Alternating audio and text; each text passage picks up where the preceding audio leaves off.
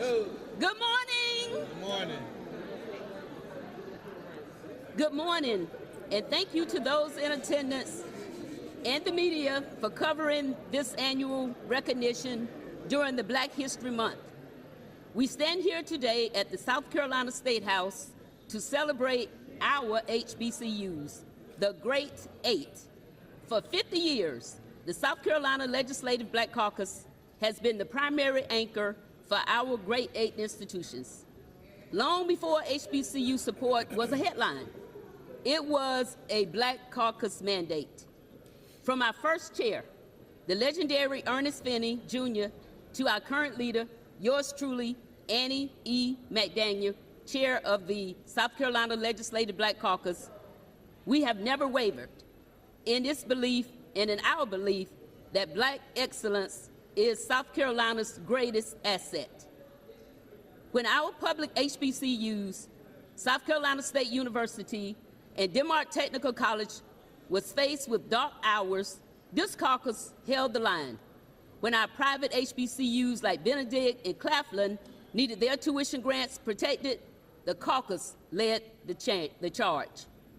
The Black Caucus has always been that you cannot have a stronger South Carolina without strong HBCUs. We fought the battle for funding. We protected the tuition grants, and today we celebrate the excellence that our persistence has persevered. The South Carolina Legislative Black Caucus effectively set the table for all who are now ready to narrow the gap and fund our HBCUs as they deserve to be funded. The South Carolina Legislative Black Caucus makes the case for decades and have been making the case for decades that HBCUs are essential. I'll say that again. HBCUs are essential. They created the political environment where our Republican leaders, like now, the Speaker and the President of the Senate, they see the value and they are joining with the newly created HBCU caucus to support the state's Great Eight.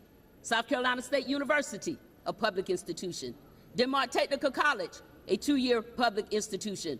Allen University, Benedict College, Claflin University, Clinton College, Morris College, Voorhees University, all private institutions supported by this great state, and we're advocating that this great state continue to support our Great Eight when it comes to the finances that they need to be able to make sure the students, our students that attend those institutions receive a great quality education.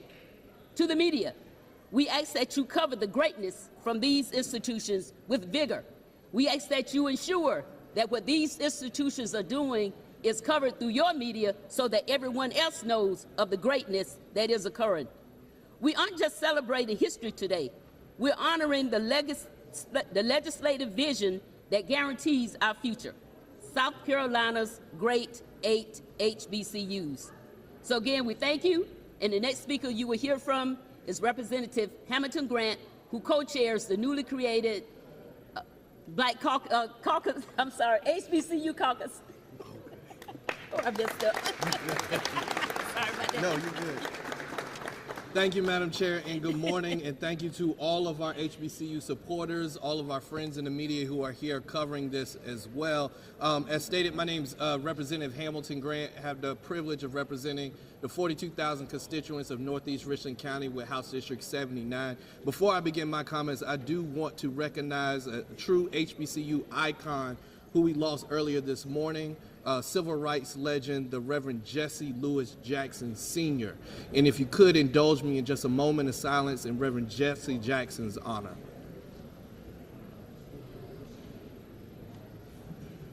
Amen.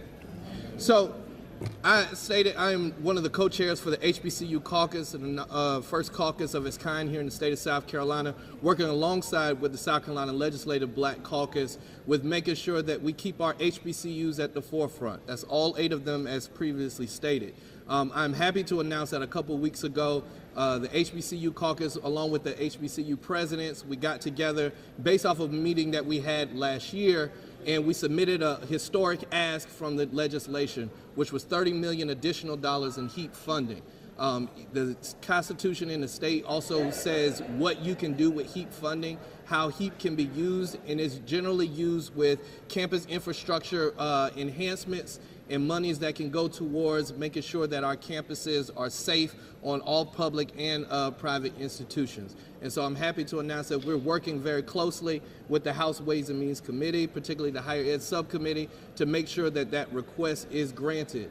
As you and the media have covered, not just with our HBCUs, but all of our universities here in the state of South Carolina, safety is at a very high priority for us. I just got out of a committee meeting where we'll be hopefully pulling out of committee very soon our Campus Safety Act, which will help keep all of our students safe and our faculty and staff included as well. And so very happy that we're not just here for a show of support or here for a photo op, we're here for action. All of our HBCUs have stood the test of time, and we've shown what we can do with little, and now it's time to show what we can do with what we rightfully deserve. And with that, I will yield my comments to our next speaker, Dr. Kimberly Wise White. Thank you. Thank you so much. I am so honored to be here with our legislative leaders and my family of HBCUs. I'm with the American Chemistry Council, and we have been fully supportive of HBCUs. 4.5 years ago, working with our founding partners, the American Chemistry Council, the American Institute for Chemical Engineers, the Chemours Company, as well as HBCU Week Foundation, we launched a scholarship program targeted at supporting incoming college freshmen at historically Black colleges and universities studying STEM degrees. Each one of these students gets a $40,000 scholarship, leadership and skills development training for 4 years, leadership and sponsorship for 4 years, as well as opportunities for mentorship and internship opportunities for those 4 years. I am so pleased to say that we have raised over $40 million to support students at HBCUs, and we look forward to continuing that effort. So thank you again for all the work that these legislators have done and the HBCUs to continue advancing education here in South Carolina and across the country.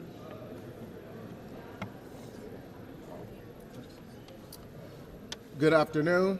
My name is Dion Tedder. I'm State Senator representing Charleston and Dorchester counties. And just want to share with you all how this day came about. I believe it was 5 years ago.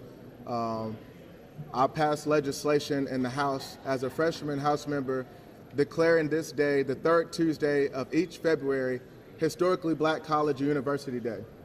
Why is that important? It's important because of the faces that you see beside and behind me. These are our future leaders. These young people who are here today, it's about opportunities, which is why you heard from the last speaker, Dr. Wise White. Each year we do something different on HBCU Day. We partner with organizations that bring access and opportunities to expand to our students.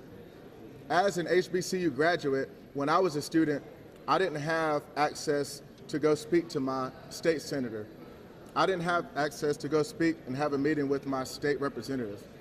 But that's what I'm doing for these individuals and these college presidents as well. Access and opportunity to have the discussions outside of the classroom. What is it that we can do as legislators to help? What is it that we can do as legislators to push forward their agendas? Because we all know, and there's no secret, that HBCUs, particularly in South Carolina, graduate the top leaders in this state. Our governor has acknowledged that. HBCUs are the top tier of this state. We graduate doctors, professors, teachers, engineers. Everybody in the state contributes to our HBCUs. What we did this year was focus on internships and career readiness for our students. They were able to engage with professionals, people in the legislature, and learn about opportunities that otherwise they would probably not know. And again, this is all about access and opportunity, giving them a voice to know that they too matter. Democracy shouldn't be hidden or secret from our students at HBCUs. They too should have access. They too are important. They too are excellence. And so what you see around me, beside me, and behind me is that excellence. These are our future leaders of South Carolina. These are our future members of the General Assembly in both chambers. These are our future college presidents and perhaps future governors. And so Lastly, I would like to thank all of the college presidents behind me for their work, their tireless advocacy, and what they do. Because we know it's not easy. Historically, HBCUs have been underfunded, not just in South Carolina, but across the nation. And that's what this is about, righting that wrong. As Representative Grant stated earlier, we formed the HBCU Caucus, which is bipartisan. It's a bipartisan, Republicans and Democrats alike, working together to figure out how we can best serve our great 8 institutions, our HBCUs in South Carolina. So thank you all for coming. Thank you to the presidents and to the students. Know that your voice matters. You have a seat at the table. As I stated earlier, you're in the room. Make it work. Make it worth it. Thank you. And we'll take questions if there's any. Representative, we're all deeply saddened to hear the passing of Reverend Jesse Jackson. Can you talk about the legacy he leaves behind, the impact he had not just on South Carolinians, but across the nation? So the question was about Reverend Jesse Jackson. And so, as my colleague Representative Grant stated earlier, and I too, when I was a student at South Carolina State, I had the opportunity to meet Reverend Jesse Jackson as he would go around and speak at various campuses.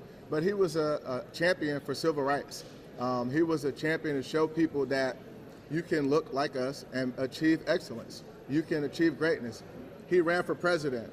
He broke down a lot of barriers that now today are still there. But he challenged that, he championed that, and we respect that, we appreciate that. And so his legacy, what that shows is all of his hard work, it's not going to be forgotten. He paved the way, he was a trailblazer, and what you see, again, beside and behind me, the future generation, they're picking up that torch, they're picking up that mantle, and they're going to continue to run that relay race. The baton has been passed, and now what you see is the future. These are the future, these young students, and they will continue that legacy, and that's why they go to these great institutions that they attend.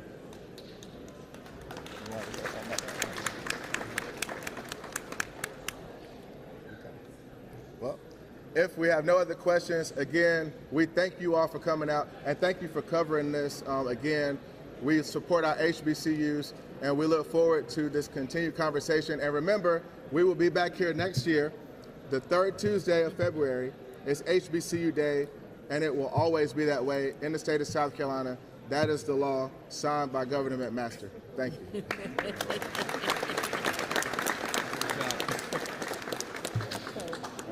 Oh yeah, we're gonna do a photo on the steps. Yeah. Can you get Sam? Because you know y'all got the houses and y'all got the house.